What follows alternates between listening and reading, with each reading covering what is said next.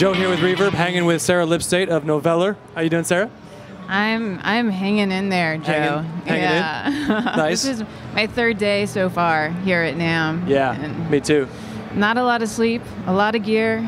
I'm powered by gear. Powered by gear. At the moment. Your delays are oscillating you and keeping you like... Exactly. Yeah. Just that like crescendoing feedback. Yeah, totally. Scrambling our brains. Well, you brought a lot of cool toys today. I did. Well, speaking of oscillating, crescendoing feedback, a new thing that I have on my board is the Earthquaker Devices Avalanche run, the version 2 of that.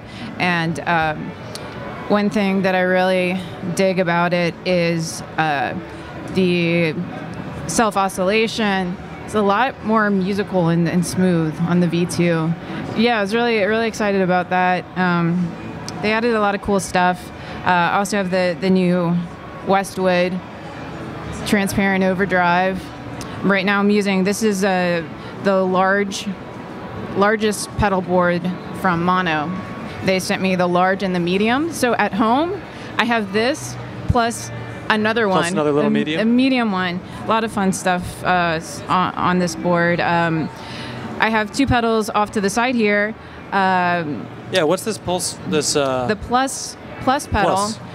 It's from a company out of Latvia called Game Changer Audio. Over the course of the past few days, I've had it here in my hotel room, and I've been messing around with it. It comes with this wet-only mode foot switch that I have triggered right now. Okay. The cool thing about it is the pedal is, so it's their thing. It's like the first sustain pedal for guitar. Obviously, it's modeled after a piano sustain. You know, if you've had the Electro Harmonics Freeze or Super Ego, then you kind of have an idea of what this pedal can do. Yeah. So if you play a note, while it's ringing out, you trigger it, and it'll latch on and create a constant looping little micro sample. So it'll create a pad, but if you, for example, are doing some like tremolo work or some bends, it'll sample that. So, you know, you can mix it up with technique. It's not just for creating textural pads. So that's what I was trying to, like, kind of messing around with last night. And then I was running that through the Red Panda Lab Tensor, which is, I think technically still a prototype. They're doing pre-orders through their website right now. This pedal is nuts. I've had it for a couple of weeks, and it's just it's so deep. It has real time, or it has a time stretching without changing the pitch, altering the pitch. Oh wow! How about that? It also does pitch shifting from 2 octaves down to 2 octaves up. Nice. It has intelligent randomization knob, and then the speed knob that controls like a tape stop. So if you have an expression pedal hooked up to that, you can kind of. Yeah. Can we hear it?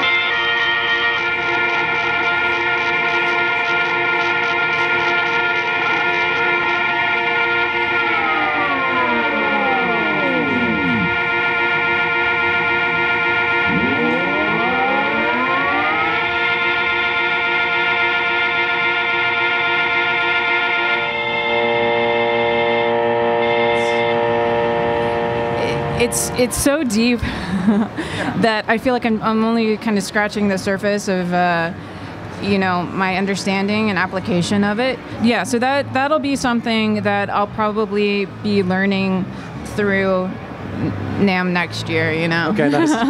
Another year. So with composing your stuff, like, are you always plugged in? And is that kind of like your avenue into your composition? Is developing these scapes and stuff, or do you ever leave everything aside and strum along like that? So early on, I was always plugged in, and the pedals were my tools, and that was how I got inspired.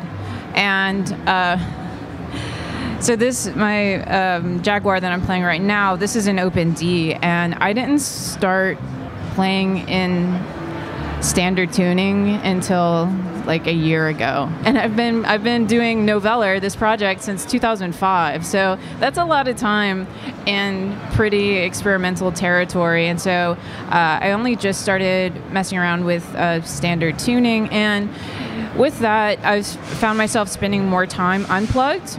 You know, it's like, who doesn't love sitting in front of the TV on their sofa just with the guitar and the cat sitting in your lap, and you're just playing. Right. And so, of course, melodic ideas come about that way. And the exciting thing about that is when you do finally plug in, you have this seed of a song, and it just blossoms in beautiful, sometimes really weird, sometimes really kind of gnarly ways. Yeah.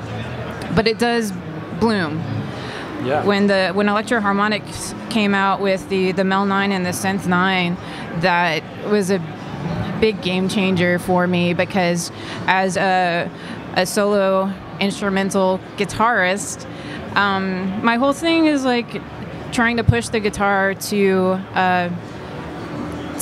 realms outside of what one typically thinks of when you think of guitar music. Yeah. And so being able to, use a Mellotron flute emulator or the cello emulator, it really opens up the sounds and textures you can get.